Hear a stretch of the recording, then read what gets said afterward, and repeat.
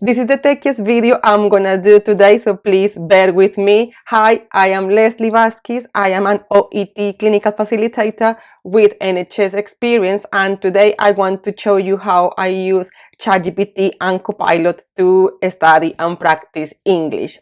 As you know, I am completing my nursing associate apprenticeship with the NHS, and ChatGPT has been a really good deal in terms of kind of practicing new language and new vocabulary, but also understanding when the teacher is explaining things that I don't get, because being English my second language. So please bear with me because I'm gonna share a lot of screens here. But before you go, I'm gonna talk to you about the AI workshop that I'm hosting live, where I'm gonna have an English teacher, myself with my clinical background, and we were gonna help you to use AI to study and to practice English. For those that don't know, I am an OET qualified trainer, and that is why I talk about OET as the best option for healthcare professionals that are pursuing a career abroad or any English-speaking countries. Before I go into details of the workshop, I want to do a little disclaimer. So I am a nurse associate apprentice, and I do not provide clinical advice or patient care services. The content you're gonna see here is for educational and language practice purpose only. I am not an OSC regulated advisor, and this channel does not provide any immigration advice. I use AI as a linguistic support tool with simulated scenarios only, but please bear in mind that AI cannot replace a qualified teacher, nurse, doctor, therapist, mentor, legal advisor, or coach who has the right training, experience, and professional responsibility within their field. You know, AI can hallucinate or can give you wrong information, so please use it safely. Digital tools should be used within the framework of GDPR, and I really recommend completing the NHS England Digital Clinical Safety Training. I have a video about this. Please go and check that video before you start using any AI tool. And lastly, the views expressed in this video are strictly my own, and I don't represent the views, policies, or endorsements of the NHS or any specific NHS trust or digital tool AI.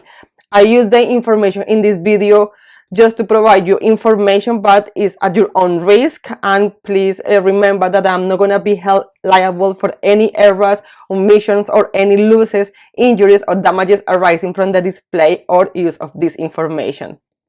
So sorry I have to say that, it's just because I need to be safe. Before you go, remember to subscribe to this channel. You can also find me on LinkedIn, and if you scan the barcode on the screen, you are going to see the wait list, and you're gonna have also a list of prompts that I have developed for healthcare professionals that are trying to improve their English skills. Okay, for the workshop, I want you to have ready Google Scholar. I want you to have ready Google Docs, a document on Google Docs, and I also want you to have an account with any AI tool. I use ChatGPT, Copilot, and Gemini. I use the three of them because I use the free version, but you can decide which one you want to use. I'm gonna do this workshop with ChatGPT because that's the one I use the most. So you decide what you want to do. Right, so I told you have to have three things open. The first one is you're gonna have any AI tool that you want to use. I use ChatGPT, but you can use whatever you want to use. I also want you to have open your document on Google Docs, where you're going to write the prompt. The prompt is the key part of using AI properly and for it to give you the information you are looking for, so you need to have that ready as well. And Google Scholar for your research, in case you don't know any of the topics you are going to study about. I suggest you doing some research first, get the links of those research, books, journals, articles, that reliable information, and they make a list of it for you to give that to the tool. So the way, for example, I use my tools, my techie tools in the university is I split the screens where I can see both of the things I want to be using. don't know how to explain that, but sometimes I like seeing both things at the same time, like in this case. You can just have it in this way and you will be able. And the idea is that you create a new chat for any topic you want to study. I don't like mixing them because I get confused, so I prefer to have different topics. This is the way I use ChatGPT. For example, I use ChatGPT a lot for my personal projects, for Latam Care, networking, because English is my second language, so I need to use it for different scenarios in my life, if you know what I mean. Not just in the university. I use it for a lot because English is my second language and I like improving all the time, so this is a really great tool, and that's why I have it organized in this way. So in this time we're gonna focus on study topics, and like I said, you're gonna help me to write a report for university. So I'm gonna show you. I wanna make this small, so I'm hoping you are seeing this, but if you don't, I'm gonna leave a link on the comments with my prompt, so you can access and see more about how to develop prompts, how to write them, and why they are important, and some safety rules. It's really important that you do some training before you use any AI tool, which I said at the beginning of this video, so please do that. Anyway, so because these topics I have studied them at university, I already have my references. The references I am gonna give the tool to help me with. I need to use 20 tools for my report. I only have here a couple, not enough probably, just starting this process, but it's for you to see, to show you a little bit. And okay, to use AI properly, you need to give the tool a prompt. So I have written a prompt here. For you to develop a good prompt, you need to have different things. One of them is the context, which you're gonna give them a scenario. Remember, has to be a simulated scenario. You are also going to need sources. So if you haven't done any research, I suggest going to Google Scholar.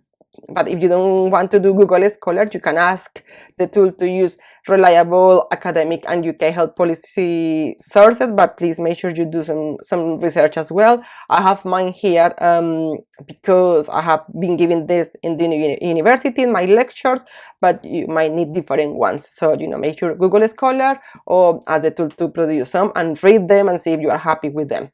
The expectations are what you want the tool to do for you, or what you want the tool to help you with.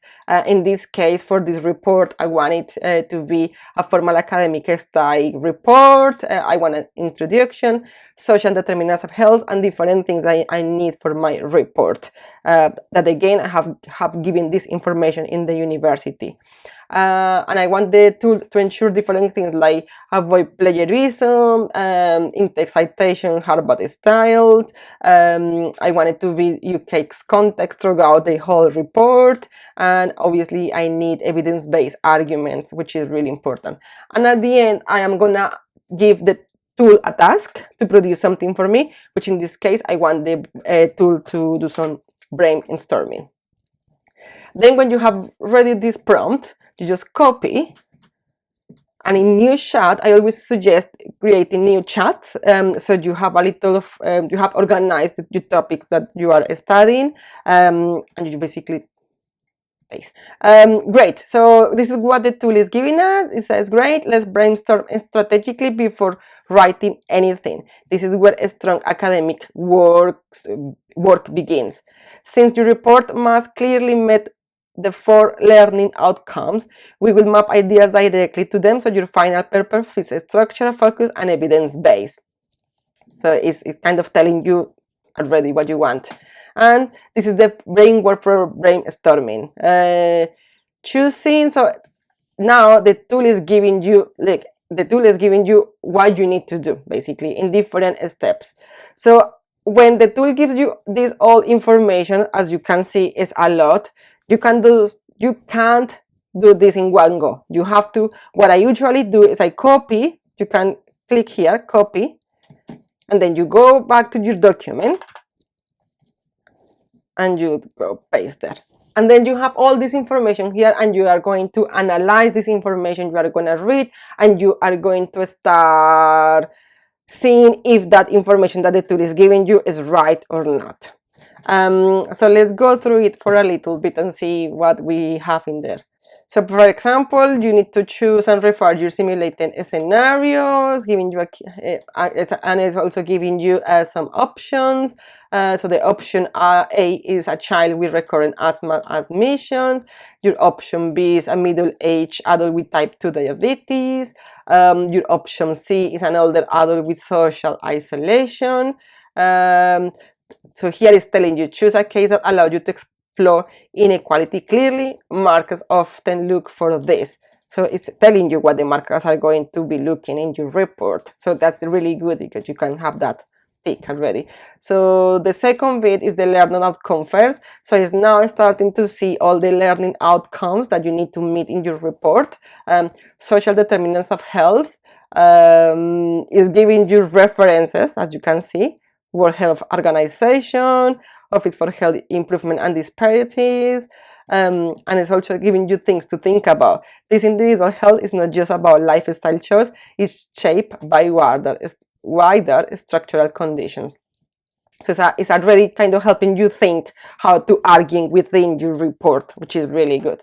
Then again, so you can see the link. This is the NMC code, which is really important for us when we are writing about our role as nursing associates in reducing health inequalities. It's giving you the links for you to go and do your research and how you can reflect. It's now going through the learning outcome 3, health promotion. It's telling you to choose 2 and 3 key models to avoid being superficial. So it's giving you more options for you to go deeper into that, within that report. And then the fourth learning outcome, which is public health strategies, the policies. And for this report, I need to have 20 references, so these aren't enough. So I need to go to Google Scholar and do more research. But this is a good start, just to start writing. And then is helping you how to structure your kind of report. Introduction, how you're going to write the introduction. Then in the first section, you're going to talk about social determinants in theory, section 2, section 3, and conclusion. Here is also giving you the sources. So what I could do is I could take this and go to the Google Scholar, paste, and see what Google Scholar says. And then here you're going to have the reference. You see? And then you have to read this, because you need to read the papers for you to be able to put them in your report. So see, you are already seeing how AI is helping you to structure. I'm not telling the tool to write the report for me. I'm asking the tool to help me to brainstorm, to organize my ideas, to do my research, to help me with my research. But it doesn't mean that the research is not real. The research is real. As you could see, I went to Google Scholar, and actually the Marmot report is a famous paper. So it's giving you a lot of information that you can use in your report. It's also giving you the clinical thinking prompts for when you are writing to make arguments between different papers. And that's it. So I think AI is great if you use it properly. You can't use it in one go. You have to use it in different times. Sit, analyze, think, argue with the tool, have your Google Scholar ready, and is going to save you a lot of time when you are writing the report, especially if English is your second language. Because for me, for example, I have a nursing background already. I did nursing back home around 20 years ago. Here in England, I've been working within the system for around 10 years. So I have a lot of clinical knowledge already. I just need the evidence-based support. I need the right words in English and the structure. And also, I'm a busy person. I have children. I work, I study, I do all these videos. So don't have much time to kind of waste around doing other things. So AI speed process massively. You won't imagine how quickly you will do things with AI. And I'm not telling you to use AI to write the report. I'm telling you to help you to get there. This is all I wanted to share with you. I really hope you like this video. If you like it, please give it please share it with your friends, give it a like, subscribe to the channel, and remember, I'm hosting my 90 minutes workshop. If you are interested, please go on the links and subscribe to join the wait list. And when you subscribe, you are going to get my eight AI prompts list that I have created for healthcare professionals, busy healthcare professionals that don't have time to start writing their own prompts. I hope you like it and see you next time. Bye.